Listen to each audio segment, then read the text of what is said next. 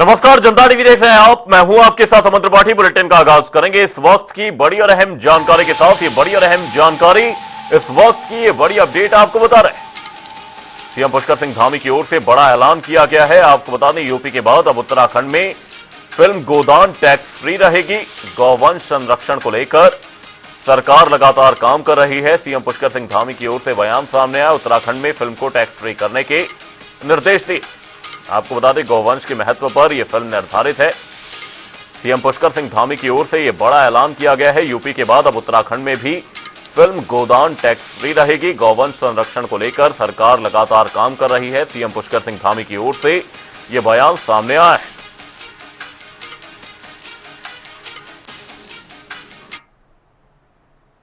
चंपावत जिले के बनबसा में बजट से पूर्व संवाद कार्यक्रम का आयोजन किया गया, जहां आम जनता, जनप्रतिनिधि और अधिकारी आमने सामने बैठे।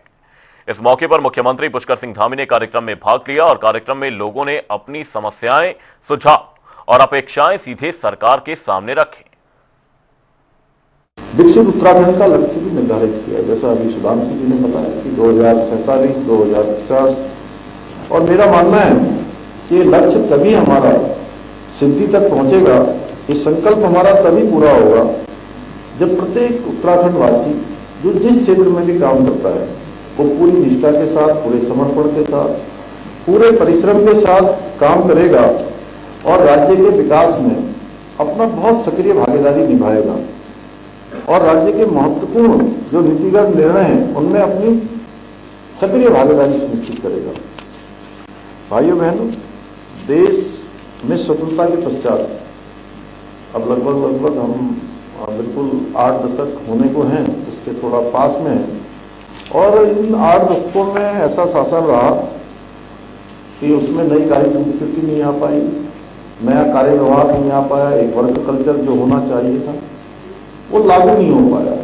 और जो इस प्रकार के फैसले हैं जो जनता के लिए बनाए जाते हैं, जनता के लिए जो निर्णय लिए जाते हैं, वो जनता से संवाद और उनके सुझावों के आधार पर नहीं बल्कि वो बंद कमरों में लिए जाते हैं।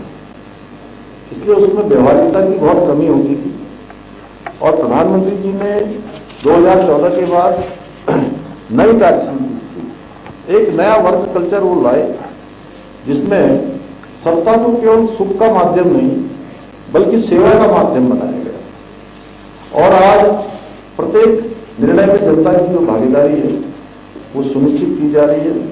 जनता की आकांक्षाओं के अनुरूप निर्णय लिए जा रहे हैं और इसी का परिणाम है कि आज अधिकाधिक लाभ सीधे जनता तक पहुंच रहा है। हमारी सरकार भी आदरणीय प्रधानमंत्री जी के मार्गदर्शन में, उनकी प्रेरणा से उत्तराखंड प्रत्येक क्षेत्र में अग्रणी राज्य बने, वो संकल्प लेकर आगे बढ़ रही है। और अनेक निर्णय भी हम ले रहे हैं। आप देख रहे होंगे समय समय पर बहुत सारे निर्णय लिए और बहुत सारे निर्णयों में जिसमें बहुत लंबा समय लग जाता था, हम बहुत लंबे समय के लिए इंतजार नहीं करते। जो निर्णय लेना होता है तत्काल लेते हैं। और लेकिन उसमें हमारा सबसे प्राथमिकता रहती है कि जनता का हित होना चाहिए। उधम सिंह नगर जिले के खटीमा में स्वर्गीय मनीष चंद जी की स्मृति में द्वितीय ग्रामीण क्रिकेट टूर्नामेंट 2026 का भव्य आयोजन किया गया। इस दौरान मुख्यमंत्री पुष्कर सिंह धामी ये टूर्नामेंट ग्रामीण प्रतिभाओं को मंच देने के साथ साथ खेल भावना, अनुशासन और एकता का संदेश दे रहा है। मैं इस ऐतिहासिक उपलब्धि के लिए भारतीय टीम को पूरी बधाई देता हूं। ये जीत हमारे सभी खिलाड़ियों के परिश्रम का, समर्पण का और उनकी प्रतिभा का प्रतीक है। और हमारे इन सभी ग्रामीण क्षेत्रों में रहने वाले सभी खिलाड़ियों के लिए भी एक प्रेरणा का स्रोत है कि अभी कुछ भी असंभव नहीं है। हम जो करना चाहें, जिस दिशा में आगे बढ़ना चाहें, हम वो उपलब्धि हासिल कर सकते हैं। जो लक्ष्य हम तय कर लें, उस लक्ष्य की ओर संकल्प लेकर आगे बढ़े, उसमें कोई विकल्प न लाएं। संकल्प में विकल्प न लाते हुए हम आगे बढ़ेंगे तो हमारा संकल्प सिद्ध होगा, हम संकल्प से सिद्धि तक पहुंचेंगे। और आज के समय में खेलों का विशेष महत्व है और उसमें हमारे युवाओं के लिए बहुत सारे आगे के लिए उनके लिए एक सुनहरा भविष्य है, क्योंकि अब खेल केवल मनोरंजन का साधन नहीं है, बल्कि युवाओं के शारीरिक रूप से, मानसिक रूप से और नैतिक रूप से उनका विकास हो, वो आगे बढ़ने के लिए प्रेरित हों। किसी भी क्षेत्र में जाएं, उस क्षेत्र में उनके सामने कैसी भी कठिन परिस्थितियां आए, कैसी भी चुनौतियां आए, निडर होकर हिम्मत के साथ आगे बढ़ने के उनके अंदर जज्बा अगर कोई पैदा करता है तो ये हमारे खेल करते हैं। खेलों से हमको अनुशासन में रहने का एक बड़ा पाठ मिलता है, टीम वर्क, कि हम सब साथ साथ रहकर कैसे हमको काम करना चाहिए, कैसे टीम भावना मजबूत करनी चाहिए, चाहे वो समाज के लिए हो, देश के लिए हो या किसी संस्थान के लिए हो। और नेतृत्व की क्षमता उनके अंदर विकसित होती है, चुनौतियों से जूझने का साहस आता है और यही सब चीजें आगे चलकर जीवन के हर क्षेत्र में उनको सफलता दिलाता है, कठिन से कठिन परिस्थितियों में भी आगे बढ़ने का एक हौसला देता है। केंद्रीय पेट्रोलियम एवं प्राकृतिक गैस मंत्री हरदीप सिंह पुरी देहरादून पहुंचे और बीजेपी प्रदेश कार्यालय में आयोजित महिला संवाद सम्मेलन में शामिल हुए। उन्होंने महिलाओं को केंद्रीय बजट की जानकारी देते हुए कहा कि बजट में महिला सशक्तिकरण और स्वरोजगार को बढ़ावा देने के लिए विशेष प्रावधान किए गए हैं। हरदीप सिंह पुरी ने कहा कि यह बजट विकसित भारत की दिशा में अहम कदम है और इससे देश की अर्थव्यवस्था मजबूत और आत्मनिर्भर बनेगी।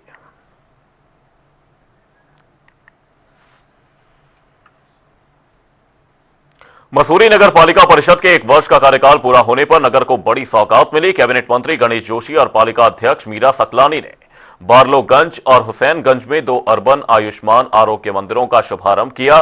इस मौके पर 1 साल के विकास कार्यों की डॉक्यूमेंट्री भी दिखाई गई। कार्यक्रम में सफाई कर्मचारियों को बेहतर मानदेय और प्रोत्साहन राशि दी गई। गणेश जोशी ने इसे ट्रिपल इंजन सरकार का परिणाम बताया। मिलकर विकास कार्य कर रहे हैं। अभी आपने कांग्रेस की वरिष्ठ नेत्री जसवीर जी के संबोधन में आपने सुना होगा।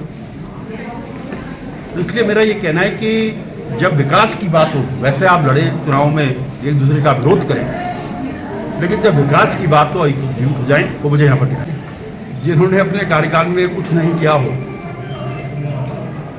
जिन्होंने घोटालों का कीर्तिमान स्थापित किया हो, जिनका मुख्यमंत्री साहब टीवी में कहते हुए दिखा रहा होगा तो जो मर्जी करो मैं आंखें बंद कर लूंगा, तो जनता के चरित्र को जानती है। और आज क्योंकि कांग्रेस के पास मुद्दे नहीं है, आज कोई क्या दामी सरकार काम नहीं कर रही है। यहाँ स्वास्थ्य सेवाएं जो हम जानते हैं कि बहुत अच्छी नहीं है, उसी के तहत आज हम लोगों ने 2 डिस्पेंसरियों का भी यहाँ पे उद्घाटन किया है, एक हुसैनगंज में और एक बालोगंज में। बहुत सारी आंतरिक रोडें हम लोगों ने यहाँ पे बनाई है। हमारा वेंडिंग जोन का जो प्रोजेक्ट है वो भी हम लोग शुरू कर रहे हैं और मॉल रोड को खाली करने का, नो वेंडिंग जोन घोषित करने का। लेकिन मॉल रोड से जिनकी आजीविका प्रभावित हुई है, जो पालिका द्वारा चिन्हित लोग हैं, उन लोगों को बहुत आप लोगों के माध्यम से कहना चाहूँगी कि वो लोग बिल्कुल निश्चिंत रहें। उन लोगों को बहुत अच्छी तरीके से व्यवस्थित किया जाएगा। पालिका के द्वारा जगह जगह पे, चाहे वो शौचालयों के निर्माण की बात हो, चाहे वो शौचालयों के जीर्णोद्धार की बात हो, ये वार्ड मेंबरों के जो प्रस्ताव आते हैं उनके माध्यम से पालिका के द्वारा ये काम किया गया है। हरिद्वार की रानीपुर कोतवाली क्षेत्र में गुमशुदा दिव्यांग ई रिक्शा चालक युवक की हत्या का हरिद्वार पुलिस ने खुलासा कर दिया है। एसएसपी प्रमेंद्र सिंह डोभाल ने बताया कि 4 फरवरी को थाना रानीपुर क्षेत्र की विष्णु लोक कॉलोनी निवासी राम आश्रय द्वारा अपने 38 वर्षीय पुत्र मनीष के लापता होने की तहरीर दी गई थी। मामले को गंभीरता से देखते हुए एसएसपी के निर्देश पर पुलिस की एक विशेष टीम गठित की गई, जिसने आसपास के सीसीटीवी फुटेज खंगालते हुए तकनीकी साक्ष्यों के आधार पर जांच को आगे बढ़ाया है। गुमशुदा चल रहा है। शाम के समय वो लाश देखा गया था, उसके बाद से वो कहीं नजर नहीं आ रहा है, ना उसका फोन का पता लग पा रहा है, फोन भी स्विच ऑफ था। पुलिस ने तत्काल पूरे मामले को गंभीरता से लेते हुए इसमें अपने पंजीकृत करते हुए उसके जब सीडीआर एनालिसिस का पुलिस के द्वारा किया गया तो ये बात पुलिस के संज्ञान में आई कि लास्ट जो कॉल एक व्यक्ति को की गई थी, जब पुलिस ने उससे पूछताछ की तो यह पता लगा कि अभियुक्त आयान द्वारा वो कॉल की गई थी, जिसने उसका फोन यूज किया था। पुलिस के द्वारा आयान को जब हिरासत में लिया, उससे पूछताछ की गई तो उसके द्वारा बड़ी सख्ती से पूछताछ में ये बात बताई गई कि उसके द्वारा सर्वप्रथम मनीष से ये फोन छीना गया था, उससे छीन के वो भागा था। इस बीच वो कॉल उसके द्वारा की गई थी। बाद में जब मनीष के द्वारा उससे फोन देने का दबाव पड़ा, नहीं अन्यथा पुलिस को बताने के लिए उसको कहा गया, इस बात से डरते हुए उसने अपने एक साथी बिलाल के साथ मिलकर मनीष की हत्या की और एक बोरे में डाल के उसकी ई रिक्शा से सुपरवाइजर कॉलोनी बीएचईएल के पास उसको फेंक दिया। केंद्रीय बजट पेश होने के बाद हरिद्वार सांसद त्रिवेंद्र सिंह रावत ने प्रेस क्लब में प्रेस कॉन्फ्रेंस कर बजट की खूबियां गिनाई। उन्होंने कहा कि यह देश का बजट है जो विकसित भारत संकल्प 2047 को ध्यान में रखकर तैयार किया गया है। सांसद ने बजट को अर्थव्यवस्था को मजबूत करने वाला और सर्वांगीण विकास की दिशा में भारत को आगे बढ़ाने वाला बताया।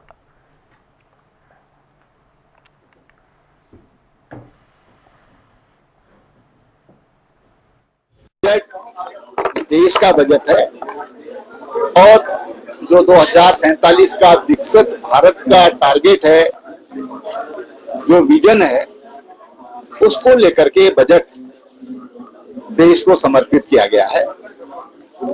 और मुझे लगता है ये बजट देश की अर्थव्यवस्था को बहुत मजबूत करेगा।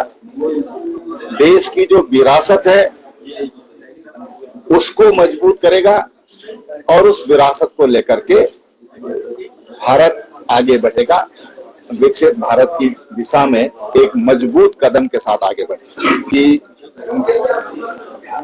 उनकी कोई भी जो योजना होती है वो आ से तो सिंधु पर्यंत होती है, हिमालय से लेकर के और सागर तक होती है।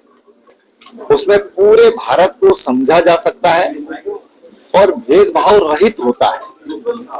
और इसलिए जो पर्वतीय क्षेत्र है या कोई भी हिस्सा है देश का, अगर देश को मजबूत करना है तो शरीर का जिस तरह से हर अंग मजबूत चाहिए, उसी तरह से देश का हर भूभाग ये मजबूत चाहिए।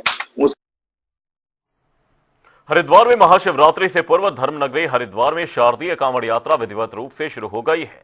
पड़ोसी राज्यों सहित अन्य जिलों से बड़ी संख्या में शिव भक्तों के हरिद्वार पहुंचने को देखते हुए पुलिस प्रशासन पूरी तरह से अलर्ट मोड पर है। एसएसपी प्रमिंदर सिंह डोभाल के निर्देश पर कांवड़ मेला क्षेत्र को सुपर जोन और सेक्टरों में विभाजित कर व्यापक सुरक्षा व्यवस्था की गई है। वहीं एसपी सिटी को कांवड़ यात्रा का नोडल अधिकारी भी नियुक्त किया गया है, जबकि श्यामपुर थाना क्षेत्र समेत कांवड़ के मुख्य मार्गों पर विशेष निगरानी रखी जा रही है।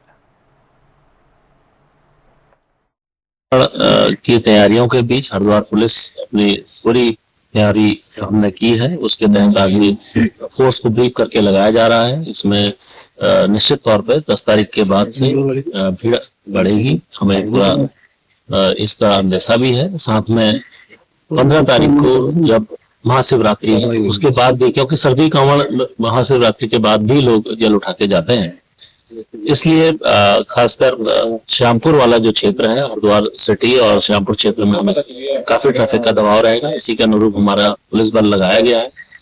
साथ में हमारे रूट डाइवर्जन प्लान लागू किए जाएंगे, जो जैसे भीड़ का जो दबाव बढ़ेगा या ट्रैफिक का दबाव बढ़ेगा इसी के अनुरूप हमारा जो भीड़ प्रबंधन या ट्रैफिक प्रबंधन किया जाएगा।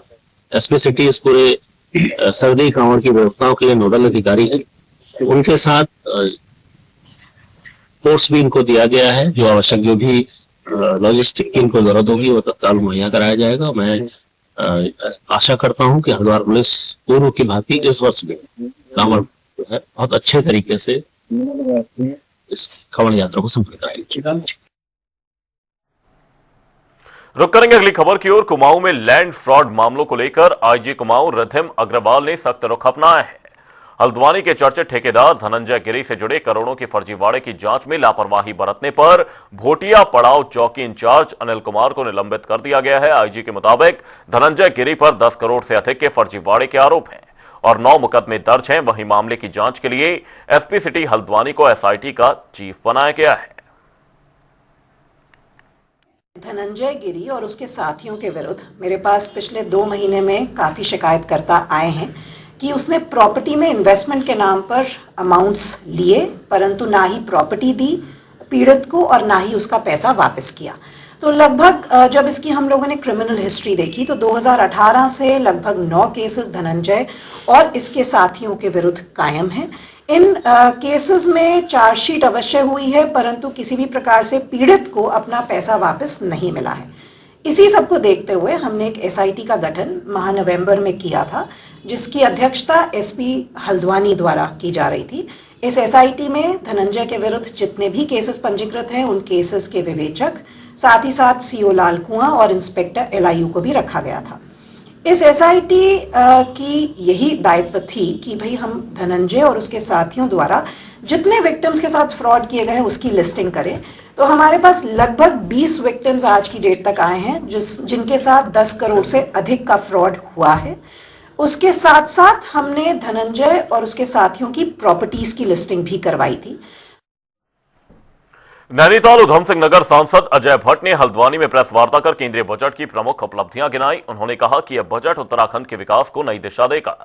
सड़क, बिजली, पेयजल, इंफ्रास्ट्रक्चर, रोजगार और पर्वतीय कनेक्टिविटी को प्राथमिकता दी गई है। स्वास्थ्य सेवाओं को मजबूत करने के लिए नए मेडिकल कॉलेज और बांड व्यवस्था लागू की गई है, जिससे प्रदेश में डॉक्टरों की कमी दूर होगी। बहुत आभारी हैं कि उन्होंने जब से उत्तराखंड बना है इतना कुछ दे दिया है, इतना कुछ दे दिया है। पर्यटन के क्षेत्र में, कनेक्टिविटी के क्षेत्र में, एयर कनेक्टिविटी, हम यहाँ पर जहाज का बहुत बड़ा अड्डा बना रहे हैं, आपको पता है। यहीं पर इसी में कॉन्स्टिट्यूंसी में आधुनिकीकरण सारी रेलों का हो रहा है, स्टेशन का 10 ट्रेन तो हमने अभी इन पिछले दिनों में लगाई है। अभी एक ट्रेन अभी आज से 20 दिन पहले हमने बंगलौर को शुरू करी है। तो इस तरह से किसी चीज़ की कोई कमी नहीं है। 238 करोड़ रुपए तो हम गैस के लिए, पाइप गैस के लिए ही लाए हैं। यहाँ पर जो चूल्हे की होती है एलपीजी गैस, उसके लिए हम ला रहे हैं। तो उसमें कमी बेसी जो होगी उसको भी हम देंगे। उत्तराखंड को इतना दे दिया है, इतना दे दिया है कि आपदा में हमारे पास हमारा खजाना भरा हुआ है। चाहे सिलक्यारा आया हो या फिर चाहे हमारे ऊपर धराली आया हो या धराली आया हो, कहीं पर भी इतना भी हमने जो नुकसान हुआ है उसकी भरपाई में विलंब नहीं लगाया है। हमारी सरकार ने, यहाँ उत्तराखंड की सरकार ने जो भी केंद्र से मांगा, और माननीय प्रधानमंत्री जी सीधे यहाँ की सरकार से वार्ता करते रहे हैं, मुख्यमंत्री जी से 1-1 घंटे, आधे घंटे। हमारे गृह मंत्री जी एक चीज की यहाँ से ब्रीफिंग लेते रहे, क्या हो रहा है। 36वें सड़क सुरक्षा माह के अंतर्गत उत्तरकाशी पुलिस द्वारा उत्तरकाशी जिला मुख्यालय में सड़क सुरक्षा जीवन रक्षा रैली निकालकर आम जनमानस को यातायात नियमों और सड़क सुरक्षा के प्रति जागरूक किया गया। जन जागरूकता रैली को पुलिस अधीक्षक उत्तरकाशी कमलेश उपाध्याय द्वारा लीड किया गया था। पुलिस लाइन ज्ञानसू में पुलिस अधीक्षक द्वारा पुलिस जवानों को सड़क सुरक्षा और यातायात नियमों का पालन करने और समाज में यातायात नियमों के प्रति जागरूकता बढ़ाने की शपथ दिलाने के पश्चात रैली को हरी झंडी दिखाकर रवाना किया गया। इसका जो ये सड़क सुरक्षा माह चल रहा है उसी के परिप्रेक्ष्य में आज पुलिस लाइन से रैली निकाली गई, जिसमें हमारे जो नियर बाय जो थाने हैं उन्होंने, लाइन ने और सभी लोगों ने पार्टिसिपेट किया। बेसिकली इसका जो मुख्य उद्देश्य है वो आम जन में ट्रैफिक के नियमों के लिए जागरूकता फैलाना है, क्योंकि हम देख रहे हैं कि ट्रैफिक के जो हम नियमों का नहीं पालन करते हैं तो वो काफ़ी जो एक्सीडेंट्स वगैरह है उसमें वृद्धि होती है, और साथ में जान माल भी हमारी उसकी सुरक्षा के लिए बेसिकली ये रैली निकाली गई है, ताकि लोगों में अवेयरनेस आए कि हमें ट्रैफिक के नियमों का पालन करना है और अपना ही जीवन सुरक्षित नहीं करना, सामने वाले का भी जीवन सुरक्षित करना है। तो ये बेसिकली इसका उद्देश्य यातायात के नियमों के अनुपालन के लिए और एक जागरूकता फैलाने के लिए किया गया है।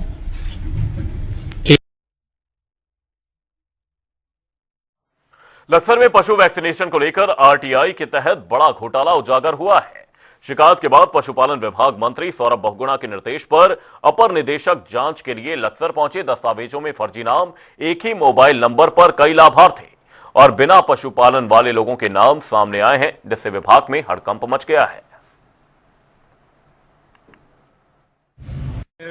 पशु विभाग द्वारा मुझे लिस्ट जारी की गई है, उसमें 78 नाम ऐसे हैं जो मेरे गांव में निवास ही नहीं करते और ना ही हमारे यहाँ किसी प्रकार का कोई वैक्सीनेशन किया गया है। सब फर्जीवाड़ा किया गया है, सब फर्जी नाम दिए गए हैं, एक एक नाम पर अलग अलग फ़ोन नंबर एक ही प्रकार के दिए गए हैं, जो कि बिल्कुल झूठ है और भ्रष्टाचार किया जा रहा है। कितने का भ्रष्टाचार हुआ पता चल रहा है सर, मेरे पास लिस्ट जारी है, उसके अनुसार ऐसे लोग जो गाँव में निवास नहीं करते उनके नाम लिस्ट में जारी हैं। ये भ्रष्टाचार तो है सर। बिल्कुल सर, बिल्कुल वैक्सीनेशन तभी तो हुआ सर कागजों में, इसीलिए तो पैसा जारी कर दिया गया है। एक पशु पर कितना? सर इन्होंने मुझे अभी उस बार करके सूचना दी नहीं सर। ये जो गांव में जो लोग निवास नहीं करते उनके नाम लिस्ट में होना, आरटीआई में 12/9/25 को मेरे द्वारा आरटीआई लोक सूचना अधिकारी पशु चिकित्सा अधिकारी द्वारा लगाई गई थी। आज टीम भी जांच हमारे पास है।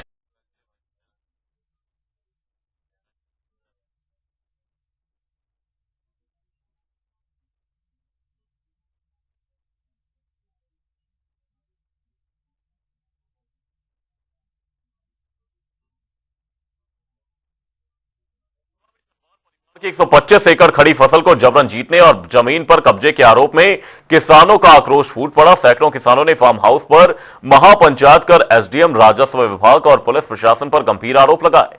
किसानों ने इसे अन्यायपूर्ण बताते हुए मुख्यमंत्री को ज्ञापन देने और न्याय न मिलने पर उग्र आंदोलन की चेतावनी दी। वहीं पीड़ित किसान युवराज तलवार ने बिना वैधानिक आदेश कार्रवाई का आरोप लगाया।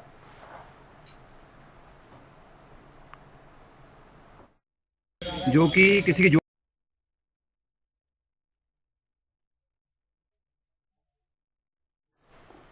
बुलेटिन में फिलहाल के लिए सिर्फ इतना ही। रुकेंगे एक छोटे से ब्रेक के लिए। देखते रहिए जनता टीवी।